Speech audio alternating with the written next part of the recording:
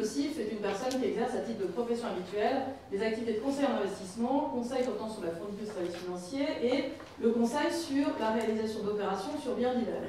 Donc sur ces statuts, on voit bien que si vous voulez donc distribuer des produits d'assurance, vous devez avoir ce statut de courtier en assurance, que d'ailleurs les banquiers aussi qui distribuent de l'assurance doivent, comme vous le savez, avoir, puisque ce n'est pas avec leur simple statut bancaire d'établissement de crédit qu'ils peuvent distribuer des produits d'assurance. A priori, ils n'ont pas oublié de s'immatriculer à l'ORIAS. En revanche, si vous distribuez des produits financiers, vous avez ce statut de CIF, et si parallèlement vous voulez effectivement proposer et concourir à une opération de crédit, vous serez obligé de prendre ce statut d'IOBSP, donc dont la définition a été, et notamment les règles de bonne pratique, ont été beaucoup, je dirais, modifiées, structurées à partir de 2013. Dans les catégories, vous voyez là aussi, hein, puisque c'est une approche un peu comparative, que l'on a à la fois différentes catégories, donc l'IOBSP, on peut être courtier quand c'est un mandat du client que l'intermédiaire a en main, alors que lorsque c'est l'établissement financier qui donne le mandat, à ce moment-là on est mandataire non exclusif ou exclusif. Et vous avez une quatrième catégorie qui est le mandataire d'IOB, c'est-à-dire un IOBSP, un intermédiaire en opération de banque service de paiement, peut lui aussi donner mandat une seule fois. Il ne peut pas y avoir de chaîne de mandatement plus important à un mandataire d'IOB. Et sur les intermédiaires en assurance, vous voyez que vous avez aussi des catégories qui ne sont pas tout à fait les mêmes, mais qui rejoignent aussi cette différence entre courtier d'un côté et mandataire. En matière, là aussi, de capacité professionnelle, une grande convergence entre les IOBSP et les intermédiaires en assurance, alors que les CIF, finalement, on le verra après, sur certains autres sujets, notamment en matière de contrôle, ont une... je dirais une situation un peu différente. Par contre, en matière de capacité professionnelle, sur ce slide, vous voyez à la fois représenter les capacités et compétences professionnelles dont doit disposer un IOBSP et effectivement, dans le cadre de cette expérience professionnelle, on a, notamment si on n'a pas l'expérience professionnelle de départ ou si on n'a pas le diplôme prévu dans le RNCP, nécessité d'une formation professionnelle de 150 heures qui est assez précise puisqu'elle est définie par un décret. Vous avez la même chose côté intermédiaire en assurance. Évidemment, ce n'est pas le décret, ce n'est pas le même programme, mais c'est une obligation très similaire. Et puis, concernant effectivement les intermédiaires là en assurance, vous voyez que les obligations aussi, quand vous devez finalement vous prévaloir de cette formation de 150 heures en matière de formalisme, hein, livret de stage, attestation de formation, sont assez semblables entre intermédiaires en assurance et IOBSP. Et puis ce slide-ci, en revanche, eh bien, montre quand même une obligation qui est assez similaire pour les CIF, une formation aussi minimale de 150 heures, qui doit évidemment permettre d'aborder un certain nombre de thèmes qui sont bien évidemment spécifiques à l'activité de conseiller en investissement financier. Alors, ce que l'on peut dire en termes de convergence des réglementations, c'est que des textes très récents, et notamment cette ordonnance 2016-351 du 25 mars 2016, qui a transposé la directive 2014-17 sur les contrats de crédit aux consommateurs relatifs aux biens immobiliers à usage résidentiel et notamment donc, cette directive immobilier. Ces textes très récents vont finalement encore plus, je dirais, dans cette voie d'une certaine convergence des réglementations. Ce texte a des impacts sur l'activité des prêteurs, mais aussi sur l'activité d'IOBSP, et aussi sur les modifications à la fois du Code de la consommation et du Code monétaire et financier. Donc l'ordonnance 2016-351 du 25 mars 2016, donc vous voyez que c'est très récent, elle entre en vigueur le 1er juillet, mais on a deux autres dates d'entrée qui sont différées, notamment en matière de publicité, information générale et précontractuelle, 1er octobre 2016 et s'agissant de la fiche d'information pour le 1er janvier 2017. En application de la directive, pour ce qui concerne les dispositions tenant à la formation continue, c'est en 2017 également. Et pour la formation complémentaire à l'expérience professionnelle des prêteurs, c'est en 2019. Ceci dit, donc, un certain nombre d'éléments rentrent en vigueur assez rapidement. Dans le cadre de cette directive immobilier, eh bien, on crée un service de conseil qui n'existait pas dans le cadre de la réglementation précédente, puisque vous aviez vu, on avait l'IEBSP qui pouvait être soit courtier, mandataire non exclusif, exclusif ou mandataire bio. Or, on nous dit les IEBSP peuvent fournir à leurs clients un service de conseil en matière d'opérations relatives à des contrats de crédit, mentionné à l'article L 313.1 du Code de la consommation. Ce service de conseil, qu'est-ce que c'est? C'est la fourniture aux clients, y compris aux clients potentiels, de recommandations personnalisées en ce qui concerne une ou plusieurs opérations relatives à des contrats de crédit. Cette recommandation personnalisée porte sur un ou plusieurs contrats de crédit adaptés aux besoins et à la situation financière du client et vous devez effectivement, pour pouvoir exercer ce conseil, disposer donc d'un nombre suffisamment important de contrats de crédit de leur gamme de produits pour les intermédiaires qui agissent en vertu d'un mandat délivré par un établissement de crédit ou d'un nombre suffisant de contrats de crédit disponibles sur le marché pour les intermédiaires qui agissent en vertu d'un mandat délivré par un client. On avait déjà des règles de bonne conduite. Celles qui sont reprises là ne sont pas nouvelles. Vous voyez que sur les slides, c'est très bien. Vous avez nouveau quand vous avez les nouveautés. Et là, c'est ce qui existait depuis 2013. Ce qui existait depuis 2013, c'est déjà des informations préalables du client, notamment l'IEBSP doit fournir à son client toutes les informations relatives à son identité, catégorie d'intermédiaire à laquelle il appartient, immatriculation. Il doit aussi indiquer s'il est soumis à une obligation d'exclusivité ou pas. Et il peut aussi informer son client sur les procédures de recours, de réclamation, fournir les coordonnées, l'adresse des personnes auxquelles elles doivent être transmises et les coordonnées aussi et l'adresse du superviseur, de la CPR. Dans la constitution du dossier, là aussi, l'IEBSP, et là ça vous, je dirais, rappellera des choses aussi sur les autres professions d'intermédiaires, doit évaluer avec précision les connaissances et l'expérience de son client en matière d'opération de banque, ainsi que sa situation financière et ses besoins, et recueillir auprès du client des informations relatives à ses ressources et charges au prêt en cours pour pouvoir réaliser une étude de solvabilité. Donc cette notion même d'expérience du client, vous voyez qu'on ne l'a pas que sur les instruments financiers, on l'a aussi même quand on distribue une opération de crédit.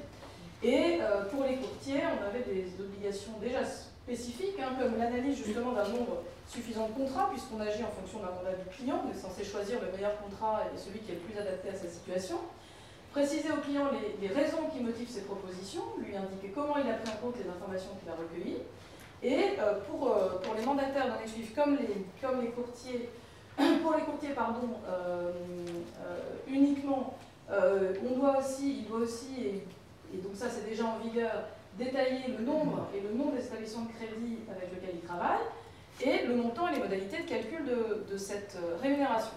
Ce qui est nouveau, c'est la notion de conseil indépendant. Cette notion de conseil indépendant, qui est donc dans cette ordonnance qui transpose la directive immobilier, est la suivante: le conseil est qualifié d'indépendant dès lors qu'il est rendu en considération d'un nombre suffisamment important de contrats de crédit disponibles sur le marché et que sa fourniture ne donne lieu à aucune autre rémunération que celle versée le cas échéant par le client. Il n'y a aucune forme d'avantage économique. Donc on voit que ça se rapproche un petit peu de ce que vous allez voir avec MIF 2 et les CIF, sachant que c'est très nouveau sur le marché pour les IEBSP, parce que la plupart du temps, qu'ils soient courtiers ou mandataires, la plupart des IEBSP ont deux rémunérations. Ils sont rémunérés évidemment en grande partie par des rétrocessions qui viennent des établissements financiers. Or là, s'ils sont conseils indépendants, pas ils pourront plus. Et ils sont rémunérés aussi, pas toujours, mais souvent, par le client de frais de dossier. Or là, on dit, si vous êtes indépendant, comme pour MIF 2, là c'est la même chose, vous ne pourrez pas être rémunéré par votre prêteur.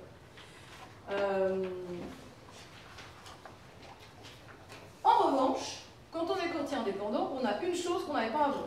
C'est que quand on était prêteur, et que l'on n'est donc pas courtier indépendant, il est interdit de pouvoir percevoir des frais de dossier si l'octroi du crédit n'a pas eu lieu. Ce qui pose un certain nombre de problèmes, puisqu'effectivement un courtier en crédit qui va faire toute une analyse, et puis finalement le client va aller avec son dossier sous le bras voir son banquier en lui disant bah, vous voyez, on vous montre que vous êtes les plus chers, faites donc un effort, et donc qui ne va pas passer par son courtier au final pour avoir le crédit, bah, le courtier ne pouvait pas être rémunéré, puisqu'en fait on considérait d'ailleurs cette rémunération-là comme étant faisant partie du TAEG ou du TEG, hein, et du coup cette rémunération ne pouvait pas être versée si évidemment, enfin tant que le crédit n'allait pas être octroyé. Or là, il y a une dérogation. Dans le cadre de la fourniture d'un service de conseil indépendant, les IOBSP peuvent percevoir une rémunération de leurs clients. En fait, c'est la notion de conseil, c'est-à-dire que quelque part, on a effectivement une possibilité d'être rémunéré parce qu'on conseille vraiment de manière indépendante le client, et heureusement, et parce que de toute façon, comme on n'est plus rémunéré par la banque, sinon on n'a plus de rémunération et on voit mal à quoi servirait ce statut. Donc c'est intéressant.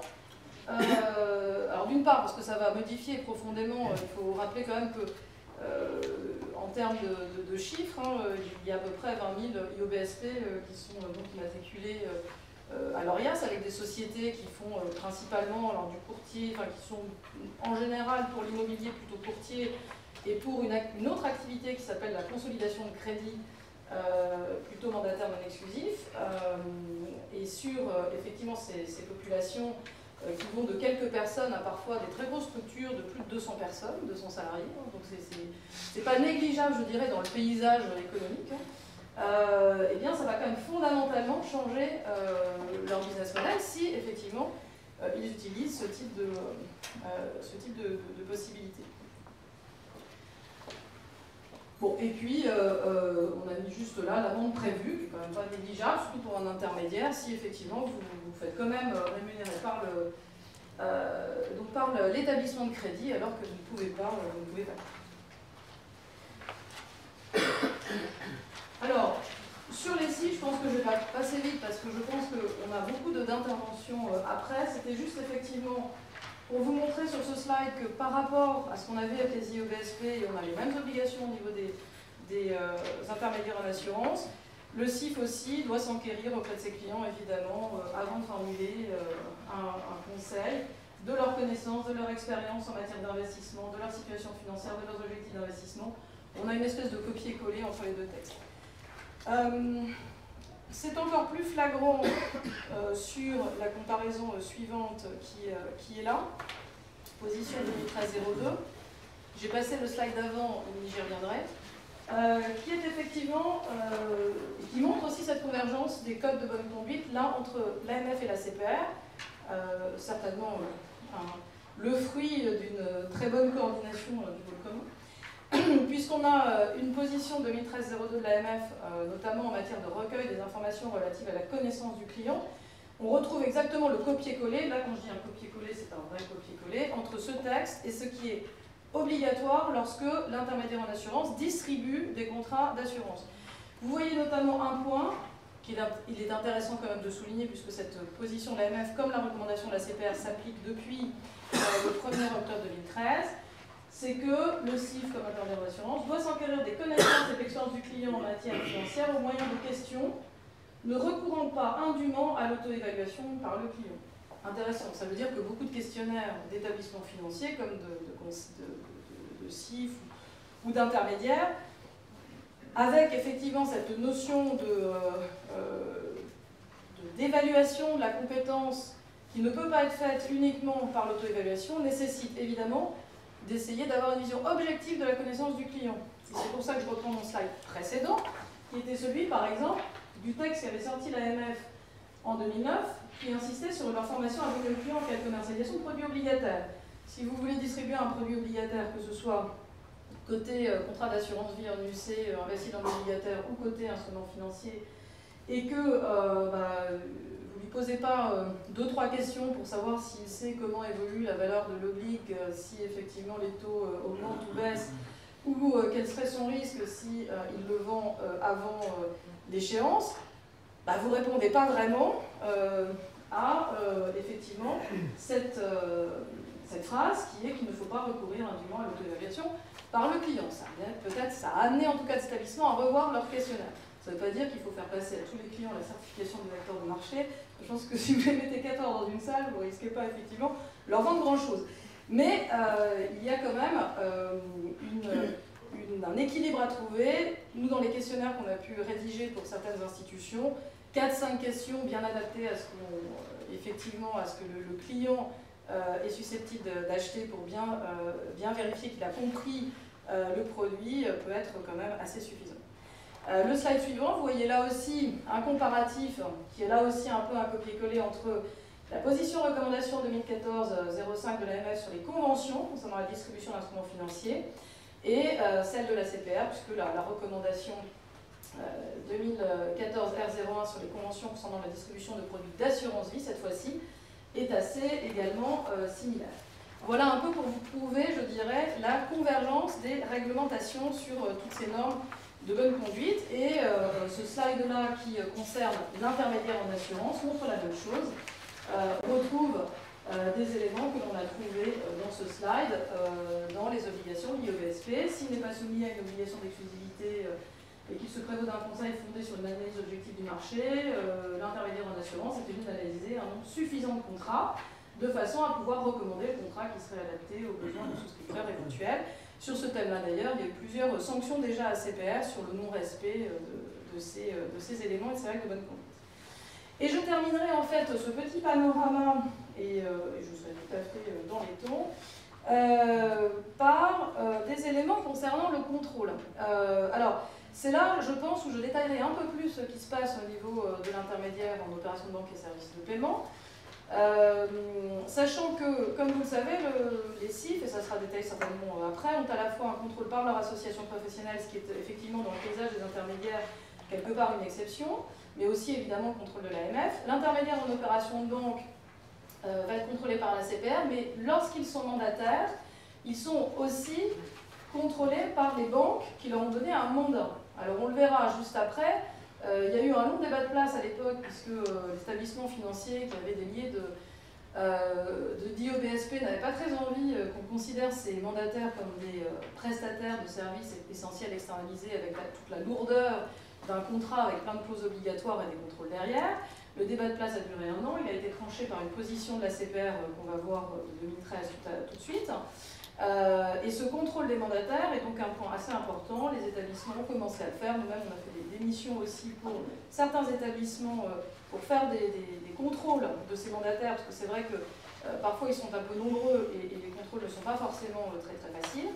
Intermédiaire en assurance, c'est la même chose. Je vous renvoie à une sanction sur l'établissement C'est Public Bayonne Courtage du 20 juillet 2015 qui a été sanctionné par la CPR sur le non-respect par ses mandataires des obligations, enfin des règles de bonne conduite.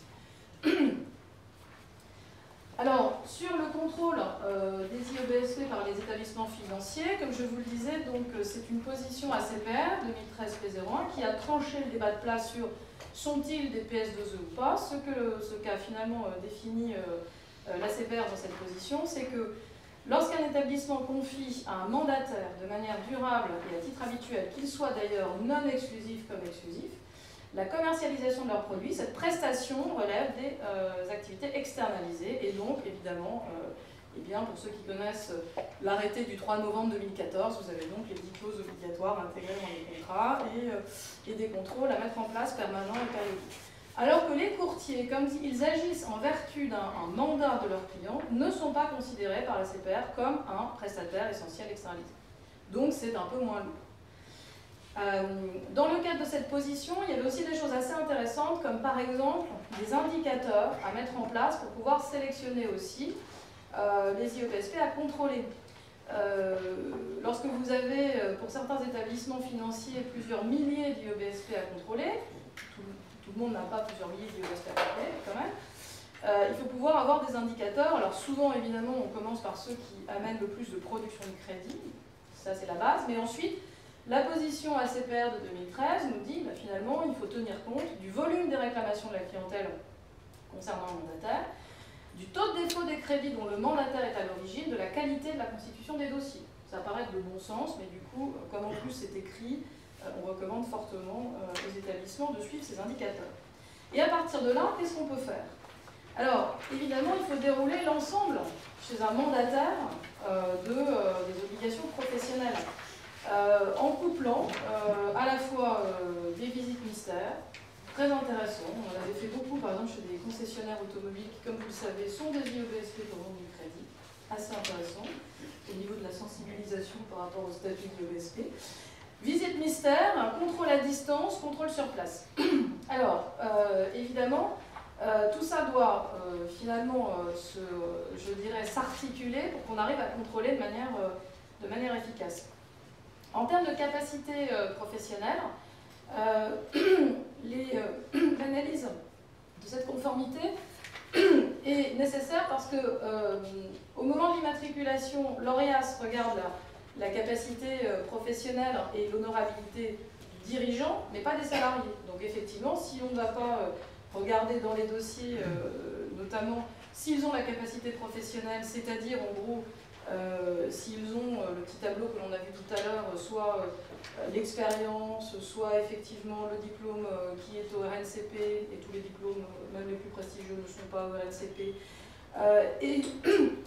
et où les 150 heures, avec la bonne attestation qui va bien et le livret de stage, ben, on n'a pas attesté de la capacité professionnelle. Donc ça, c'est un premier point évidemment de contrôle, et ça concerne tous ceux qui sont dans le process de crédit, donc analystes comme commerciaux. Sur l'honorabilité, de la même manière, une attestation peut suffire, ou un extrait de casier judiciaire, ça fait partie des choses qu'on va regarder dans les dossiers. Sur la formation aussi des salariés assujettis, vous savez que dans le cadre de ceux qui sont et qui effectivement distribuent du crédit, qui rentrent dans le cadre des obligations en matière de crédit à la consommation, vous avez là aussi une formation spécifique que les intermédiaires comme les prêteurs devaient suivre, qui était issue de la loi Lagarde, avec un décret extrêmement précis, mais aussi, là encore, qui évolue, puisque la réglementation évolue de manière régulière. Donc, est-ce que ces formations sur le crédit consommation ont été réalisées? Est-ce que aussi les formations en matière de lutte anti-blanchiment ont été faites? L'information des clients est aussi intéressante parce qu'on leur a donné toute l'information que les textes prévoient de leur donner. Est-ce que les procédures le prévoient? Est-ce que les réclamations clientèle, là aussi, ont fait l'objet d'une procédure en interne? C'est vrai que quand vous parlez d'une petite structure de 2, 3, 4, 5 personnes, ils n'ont pas toujours pensé à mettre en place une procédure de réclamation clientèle, à informer leurs clients qu'ils pouvaient s'adresser à tel service pour une réclamation. L'affichage, effectivement, en agence n'est pas toujours là, ou alors très bien caché. Et puis, a-t-on un registre des réclamations? Est-ce qu'on respecte les délais? Le fameux accusé de réception dans les 10 jours, le traitement de la réclamation dans les 2 mois. En matière de contrôle, là aussi, d'archivage des pièces et de plan d'urgence, ça paraît peut-être disproportionné, mais ça fait partie, dans le cadre effectivement de cette notion de prestation essentielle externalisée, d'un des éléments qui figurent au contrat. Donc ça nécessite aussi que chaque prestataire est évidemment adapté à son activité, que chaque mandataire ait bien effectivement un plan de continuité d'activité adapté à sa taille et testé comme une institution financière classique. Et donc finalement, je dirais en résumé, ça nécessite que tous ces intermédiaires qui, encore une fois, ont des tailles extrêmement diverses, c'est à la fois un certain nombre de procédures, et c'est ça qu'on regarde effectivement pour trouver des contrôles de ce type, et quand l'établissement financier va aller vérifier que son mandataire a effectivement bien respecté la réglementation, il va s'assurer que cet IOBSP mandataire a bien une procédure justement déjà de réclamation, de commercialisation, qui permettent aussi de s'assurer du secret professionnel, de l'information, la bonne information du client, du plan de continuité, mais aussi de recrutement, parce que si effectivement, et ça c'est assez classique, un IOBSP donne des objectifs commerciaux à un jeune qu'il a recruté, qui n'a pas encore la compétence professionnelle nécessaire parce qu'il n'a pas passé les 150 heures de formation, eh bien c'est un problème, et ça sera analysé comme un problème par la CPR également. Donc que fait-on effectivement pour s'en assurer, ou pour le coacher le temps qu'il ait sa formation, et pour ne pas lui donner d'objectifs commerciaux tant qu'il n'a pas finalement réalisé cette formation. Ça fait partie des procédures aussi qu'on doit trouver. Procédure et puis contrôle, parce qu'il est bien évident que vous avez vu un peu les 4 catégories d'IOBSP.